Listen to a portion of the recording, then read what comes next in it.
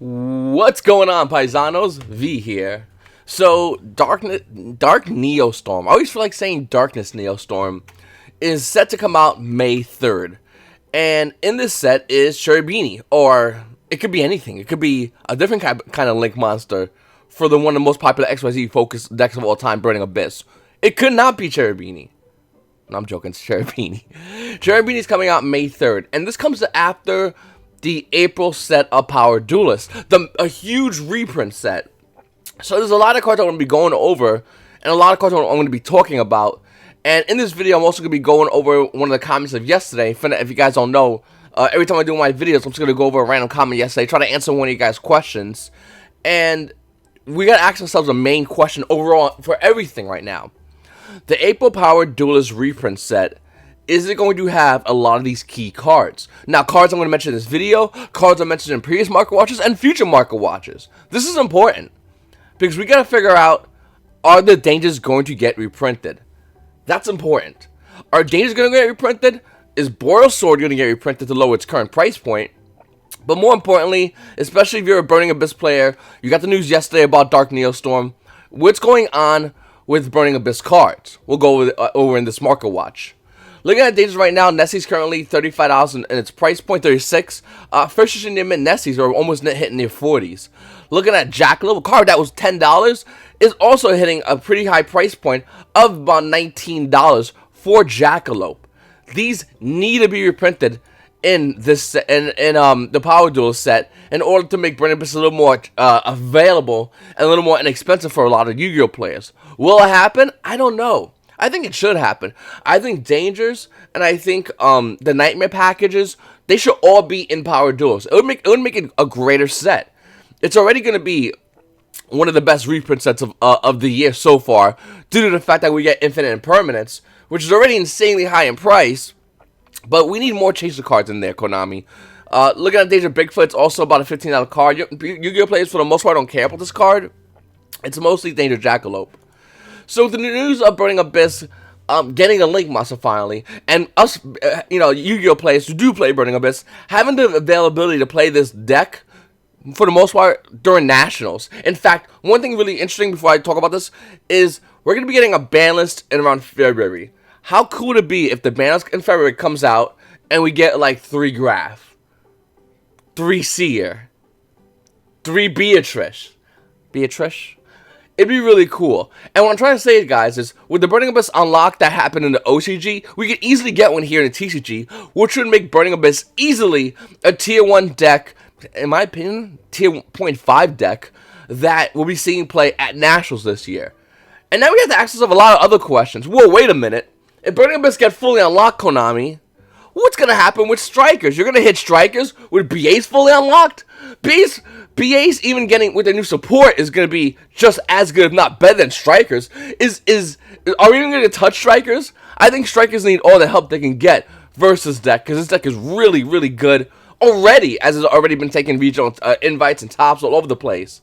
As well as the previous YCS, in which you see BAs just walk over the Strikers and slap them. I think it was round 4, if I'm not mistaken. Looking at Dante Traveler Burning Abyss, I mean, there's different versions. There's the Ultra Rare, which is about $1.50, that version. There's the 2015 Mega Tin, which is roughly around 13s. And then the Duelist Alliance Burning Abyss, Dante Traveler Burning Abyss, the OG one, which will always have the highest value.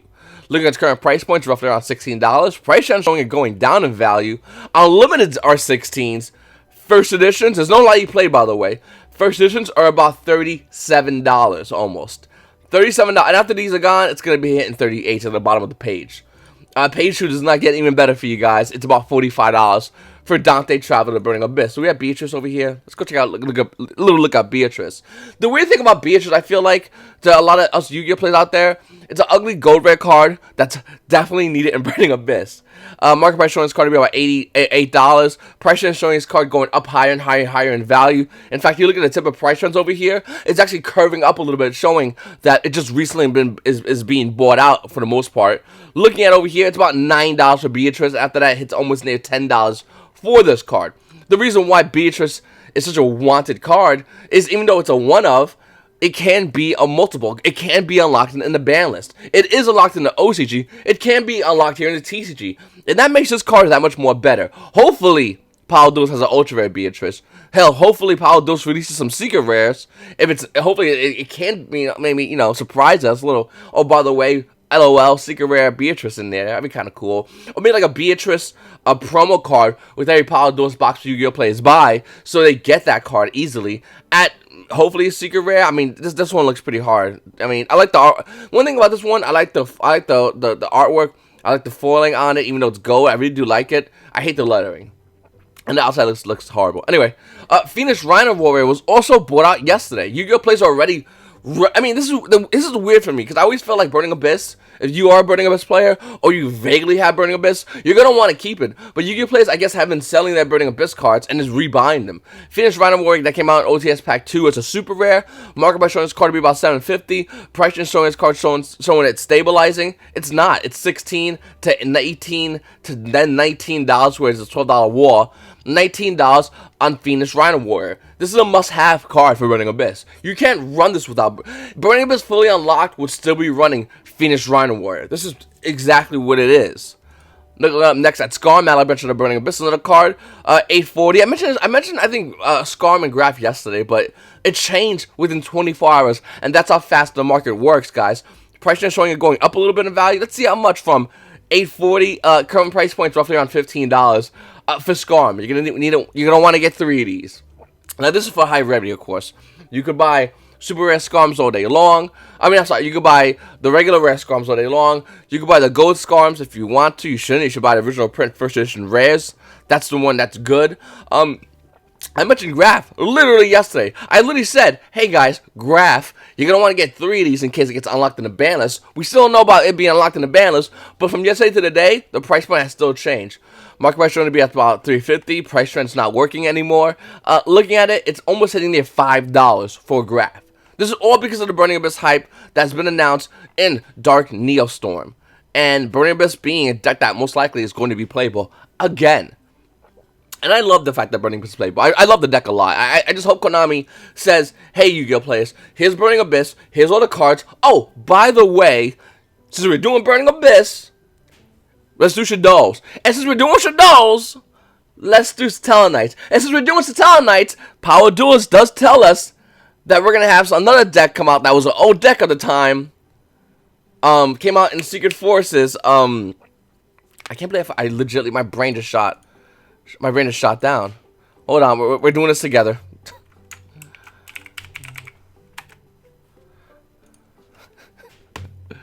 Necros. God, man, I just woke up. Let's do Necros. And what I feel like what Konami can do, and it hit me like a brick when I first had this revelation. And let me know if you guys had this as well. What Konami can do is have the old meta, the old loved meta, Necros, Shatos, Talonites, Burning Abyss. The old meta that was loved versus the new meta. Guardragons, Ultigeist, Thunder Dragons, like all this good stuff, and many more. Just old meta versus new meta, and that will be our nationals of 2019. That would be amazing if Konami steers us in this direction. Because it's literally Konami going, you like your old meta? Cool. Here's all your old meta. Oh, by the way, here's a new meta. Fight it out. Which one's the best one? And that would make this year, this Nationals, this Yu-Gi-Oh event, any YCS event, from that point, an amazing event. Up next, guys, shout out to Valhalla. We're not going to talk about Ash Blossom. We did yesterday. Valkyrie Hildy is currently $21. So, I mean, look at the other cards. They haven't changed. Like, Mistress of a Time Goddess, that card was like $27 on pre-release. It's still like, I mean, it's almost $6. Right, the Valkyrie's on the card that Valkyries do use is like $6. And here's the weird thing about this. Brunhilde going up in value is because of Savage Strike and the fact that we know we're gonna get Valkyries in Savage Strike. But the weird thing about this is we have zero idea what's gonna be in there as far as Valkyries. I don't think we realized if Valkyries are gonna be playable or not. But some random person was like, you know what? I don't care. I'm just gonna buy one card that says Valkyrie in it because everyone needs it. He decided to go with Brunhilde. I would have went with the field spell. Not the field spell, right, the Valkyries, because that's more of a wanted card. But hey, I guess this does make sense as well. You can go with this way. Grab the Brunhilde and go, okay, now this is a new price point. New price point for Brunhilde is $21. That's a new price point. It was 8 yesterday. It was less than that. Condemn Witch is going to be used in the future. Buy it now. That's all I gotta say about that. Price range for this card going lower in value. Market price is $1.80. Unlimiteds are about $1. It's about the same. It's about roughly around $2 for Condemn Witch. That new archetype, I thought they had a new archetype already, but it looks like it could be used with Condemns. I think Condemn Witch is going to be heavily used in the future, and it's crazy the fact that this card is so highly on the look in Soul Fusion because of Thunder Dragons. This is the card you want to look at. This is the card you want to pick up as soon as possible. Ghost Reaper Winter Cherry is another card. If we're getting Cherubini in the new set, you know what's really good when you're pulling trying Cherubini? I'm trying not Cherubini. Besides Cherubini, if it's Cherubini and oh my god, I just woke up. It's Cherubini and Kriston Needle Fiber. You know what's really good when you're pulling trying Kriston Needle Fiber you? You reaping his Needle Fiber, so he can't do that. You know what's good? Your opponent's trying to go Cherubini or play Burning Abyss, either hitting Dante or hitting Cherubini in his Burning Abyss deck, therefore eradicating his chances of playing competitive Yu-Gi-Oh with you because he's playing Yu-Gi-Oh at such a crippling loss. Ghost Reaper Winter Cherry, in my opinion, is going to be one of the best hand traps moving forward, hands down in this meta. And I think every Yu-Gi-Oh player needs to have this card in their side deck. Up next, XYZ Encore. This is another card that I really didn't cover, and the reason I didn't cover it because I didn't feel like it went too high in value. It didn't change in the market, and it was only here because it's good against one deck, which is Rongo Bongo. The thing about Rongo Bongo, it's about to get hit in the ban list, so why should we even care about this deck? Let's be honest about it. This card's good, and I think this card might see future play, and moving forward in the long term. But right now, I don't think this card's really the answer to Rongo Bongo. It doesn't really do it correctly. You have to draw this card against Rongo Bongo, just like you gotta draw other cards that are good against Rongo Bongo. That's why this card price didn't spike up too high in value, because it didn't really mean anything.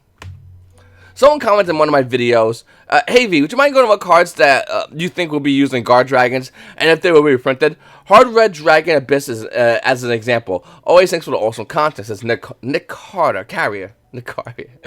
Listen, I actually sporadically went over a lot of Guardragon cards, but I'll go over a couple in this video right now, just to wrap this video up real quickly for you guys. Red Dragon Archery Abyss is about $28. I believe this is the one you're talking about right here. Hold on one second. I believe this is the one you're talking about right here. It's $28, about to hit $30 for this card. It's really overpriced, and it's definitely currently in a buyout state. Market price on this card being about $27. It's a good card, but I wouldn't recommend you picking this card up right now. Wait 1 second. This card obviously A is going to get reprinted, or B, even if it is used in a deck, I think the buyout will ultimately die down, and then we can go back in and buy this card. Don't buy it right now. It's not worth it. As opposed to Flamebell Guard, someone mentioned in my previous video about, in that comment about Flamebell Guard. Well, because that was a bunch of comments, it has a super rare from Hidden Arsenal, and the DT version is literally 30 cents. Now, I have 3 of these from back in the day. I think it was not Dragoonies, it was like Tefnuit. I thought they named it deck, but one of the monsters was Tefnuit. Yeah, I played this card, so I still have my 3 DT ones, but these are 30 cents, so you can get this. These aren't too bad to buy. These aren't too bad to buy in general. I just like this card. It's a really good vanilla tuna monster. Up next is Rockets. Someone commented about Rockets, and I mentioned once again a while ago to buy the Rocket Core. I said, listen, I don't know if Guardragon's going to be good. I know with Needle Fiber they will be even much more better. But what I do know is Rockets in Guardragons is one build of Guardragons. There's multiple build of Guardragons, by the way. And there's multiple cards you can still use with those multiple builds. You see how many levels we're talking here, man? We're talking like levels upon levels. One of them is Rockets. And Rocket right now as a deck core is insanely cheap. Looking at Circuit Break, the set that came out, the set that had a majority of Rockets, a first edition Rocket card, Ultra Rare, is 30 cents. There's not many in the market for the most part. I mean, these will get bought out if this deck shows play. There's commons, there's rares. Don't look at the Megaton ones, get the original print first edition versions, and they're all over here for Rockets. If you want to talk about like a certain specific card that can have any actual value, then we got to talk about Squib Draw and Quick Launch. These are 2 cards that will also have value, but even they're kind of inexpensive right now. Nobody's really looking at them. Circuit Break Squib Draws are literally 37 cents. They're cheap.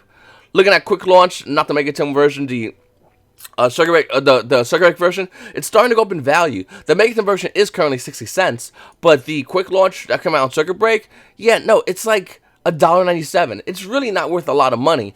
And this is what you need to buy if you are looking to play the Rocket variant, or you're just looking to say, hey man, I just want to get ahead of the ball on Guardragons. What's the best way I can do this? Well, there's Rockets. There's also like a World Challenge cards. Like I think World Challenge Guardragons is another one. Hold on one second. There's also World Challenge Guardragon, which for some weird reason is good.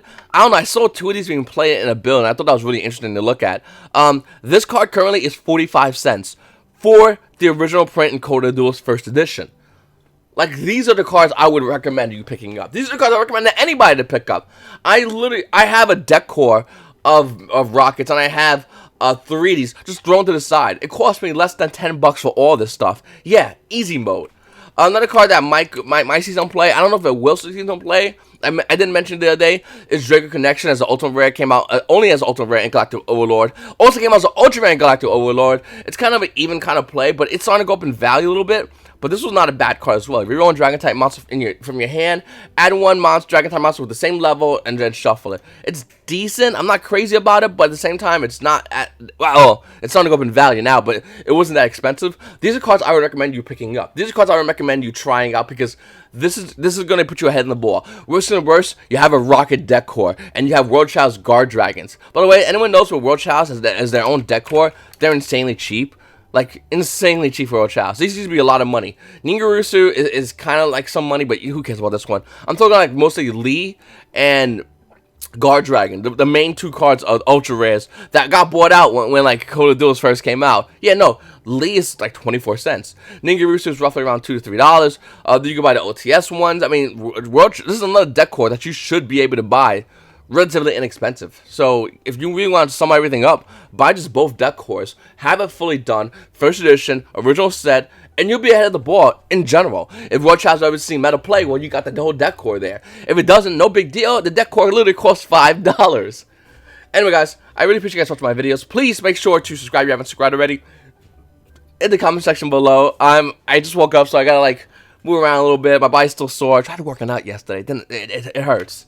Anyway, guys, thank you so much for watching. Oh, real quick, I just want to say thank you to all my Patreons. If you guys want to become a Patreon, links will be below. I am having it. I'm changing the Patreon tier soon, so I'll have that change. If you guys want to follow me on that, like I said, page is going to be below in the description. And if you guys want to join the Yugioh Mark Watch Facebook group, join it. Links will be below. Join the Facebook group. Everyone posts there constantly. A lot of times when I go over certain cards that they've went over, it's been hours since they've covered the card, and I'm just going over the card again. Anyway, Paisanos, you guys have a great day. It's your boy V. Have a great day again.